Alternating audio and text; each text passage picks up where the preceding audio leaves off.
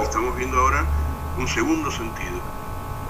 Teoría y práctica por dependencia de una respecto a la otra. Este segundo sentido, que también es resultado de una reacción ante el anterior, el de la oposición, surge de la concepción que considera a la práctica como dependiente de la teoría, o como lo solemos escuchar bastante habitualmente, por ser el ámbito de aplicación de la teoría. Aquí tenemos millones de ejemplos disponibles al alcance de la mano, porque probablemente sea el sentido más común y más habitual de concebir a la práctica. En general, casi todos lo dicen de una manera o de otras, que se va a la práctica a aplicar el contenido teórico. Y de hecho, si pudiéramos parar las orejas y escuchar un poco las voces, estaríamos escuchando cosas como esta. Sí, una cosa es la universidad, pero cuando vas al trabajo, nada de eso te sirve. Esta manera de concebir en el discurso, en lugar de una, la teoría, y en lugar de otra, la práctica, no hace más que estar reflotando esta idea, ¿no? En la universidad aprendo la teoría, en el campo del trabajo está la práctica, pero la teoría no me sirve para la práctica, porque cuando intento aplicarla, la práctica parece ser otra cosa. Empezamos a pensar ejemplos ahora para analizar este punto de vista. El texto de Carr plantea algunos ejemplos, podemos mencionar otros bastante habituales y cercanos para nosotros. Por ejemplo, si un docente se preguntara cuál es la mejor forma de conformar grupos en una organización de la clase sostenida sobre el formato grupal, si tuviera que tener en cuenta experiencias de aprendizaje anteriores, desarrollos cognitivos, intereses particulares de los sujetos, características de los vínculos, ¿esto sería un problema práctico o sería un problema teórico?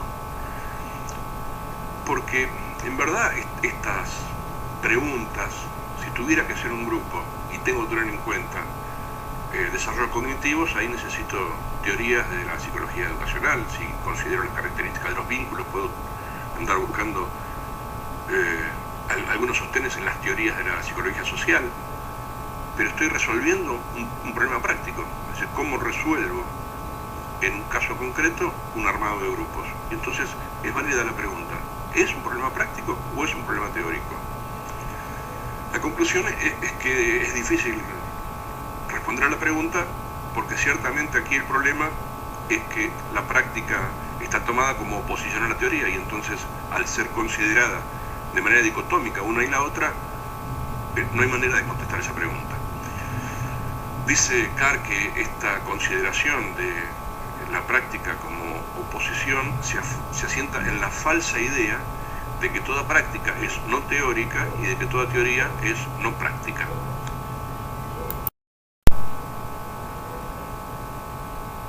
Esta manera de concebir la teoría y la práctica en relación a que se entiende que la práctica es dependiente de la teoría, tiene varios puntos flacos. En principio, podríamos estar pensando que esa teoría de la cual supuestamente depende una práctica nunca es una teoría en sentido estrictamente puro, no es estrictamente teórico, ya que toda teoría, en todo caso, en la práctica es una teoría implícita, tácita, y que se incorpora al sentido práctico de los sujetos y que se rige por los principios del sentido práctico y por los desafíos de la situación concreta y determinada.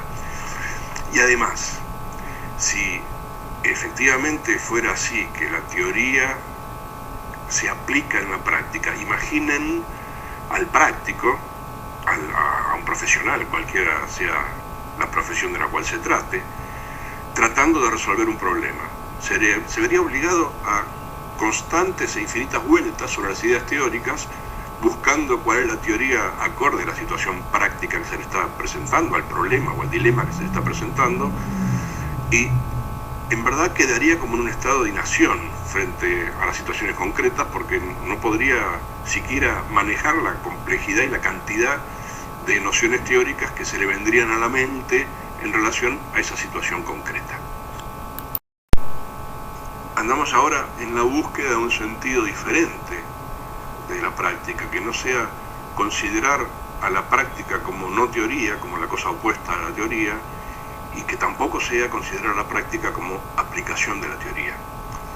El texto de Carr empieza a buscar raíces históricas y se va hasta los griegos para empezar a pensar en esta cuestión. En el contexto clásico, práctica refiere a una forma de vida característica, la bios prácticos, una vida dedicada a la búsqueda del bien humano. Esa forma de vida, la bioprácticos, se distinguía claramente de la vida dedicada a la teoría, la bios teoréticos, una forma de vida contemplativa propia del filósofo, tanto en la relación como con en sus medios prestos para este fin. Y entonces, desde este lugar, la bios prácticos empieza a ser concebida como una forma de vida. En este sentido, para Aristóteles, conocer y hacer se refieren entonces a dos formas de articulación de la actividad humana, de la vida humana. Ahora, esta manera de concebir en Aristóteles la bios prácticos, además habría que diferenciarla en sus dos modos de concreción, la poiesis y la praxis.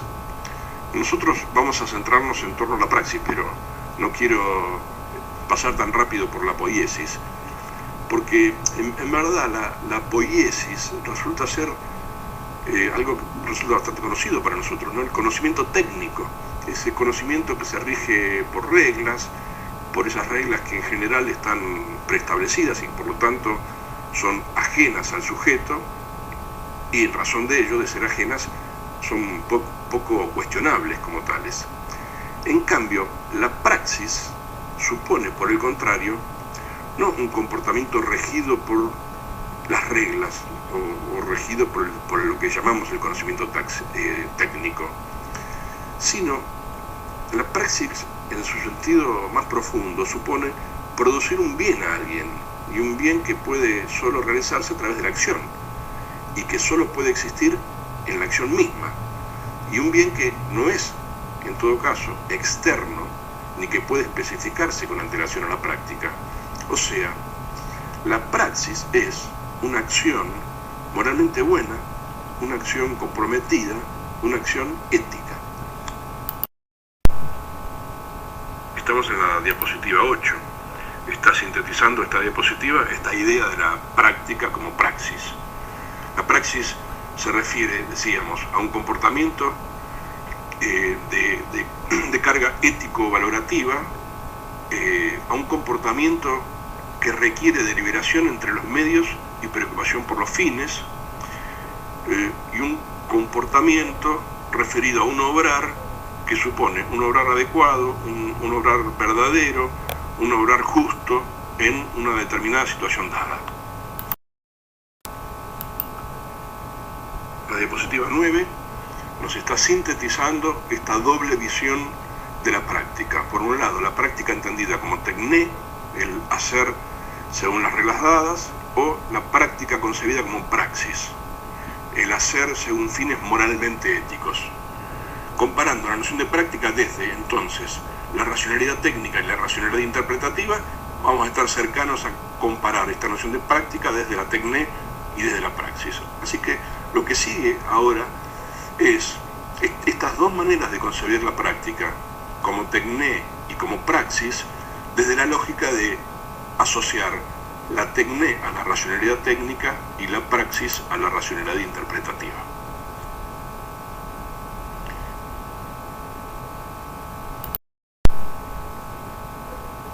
Las diapositivas 10, 11 y 12 están mostrando esta comparación entre la concepción de la práctica desde la racionalidad técnica y la concepción de la práctica desde la racionalidad interpretativa. Vamos a recorrerlas rápidamente para no aburrir con esto.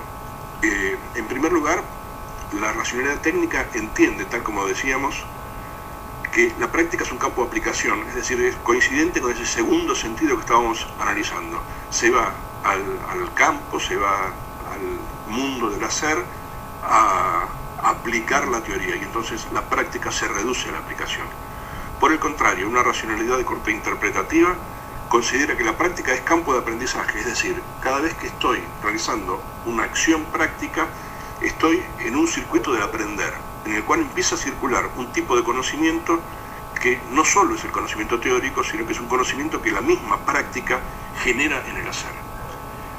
La segunda comparación refiere a cómo conciben la realidad una y otra, mientras que la racionalidad técnica entiende que la realidad es objetiva y entonces la intervención en el mundo práctico es una intervención neutral, devenida de la objetividad de la realidad. Una racionalidad interpretativa está entendiendo que la realidad, muy por el contrario, es subjetiva y que por lo tanto cualquier tipo de intervención que hacemos sobre la realidad práctica es una intervención de corte ideológico y valorativa, así cargada de ideología y cargada de valor. Finalmente, la tercera categoría que estamos comparando en esta diapositiva 10 son qué tipos de problemas se evidencian en la práctica. Para la racionalidad técnica los problemas son instrumentales, exclusivamente instrumentales y de corte universal. O sea, son problemas que no dependen del contexto, no dependen del lugar y que básicamente refieren a cómo se hace algo o cómo se resuelve algo. La racionalidad interpretativa, por el contrario, entiende que los problemas de la práctica son problemas indeterminados y casuísticos. En la idea de John, cuando leamos a John, esto está muy bien explicado en ese texto. Es decir, los problemas de la práctica son casos particulares y se comportan de manera casuística, esto cada uno de ellos con su particularidad, y no son tan fácilmente encajonables, digamos, no son tan fácilmente determinables, en tanto que, dice John, se comportan de manera problemática de varias maneras a la vez y no de una sola manera. La diapositiva 11, aquí comparamos en primer lugar la categoría referidas a qué se hace en la práctica. Para la racionalidad técnica, en la práctica se aplican reglas generales de actuación, muy ligado a lo que decíamos anteriormente, ¿no? Si el mundo es visto desde una lógica instrumental y universal, entonces lo único que me compete en ese mundo práctico es aplicar las reglas que han sido definidas desde afuera, el tecné griego, y para lo cual, independientemente del contexto, las reglas me servirán, tanto es una regla de corte universal.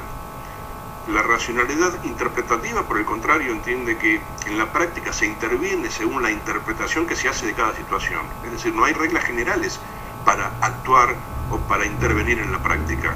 Depende de la carga ideológico-valorativa que colocamos sobre el mundo práctico, así decodificamos lo que está sucediendo y depende cómo interpretamos lo que está sucediendo, entonces nuestra accionar puede tener uno u otro sentido. La segunda categoría refiere a la concepción de la relación sujeto-práctica. Para la racionalidad técnica, esa es una concepción de corte homogénea. Es decir, las relaciones sujeto-práctica podrían ser reguladas las intervenciones de los sujetos, ya que a todos los sujetos les cabría por igual la misma teoría. Por el contrario, la racionalidad interpretativa entiende que es una concepción heterogénea, es decir, esta relación sujeto-práctico o práctica es diferente en cada caso porque depende de las historias de los sujetos, de las creencias de los sujetos, de los valores de los sujetos, de las ideologías, de los saberes que portan los sujetos, y que entonces sus modos de intervenir son diferenciados de acuerdo a cómo juegan cada una de estas cuestiones.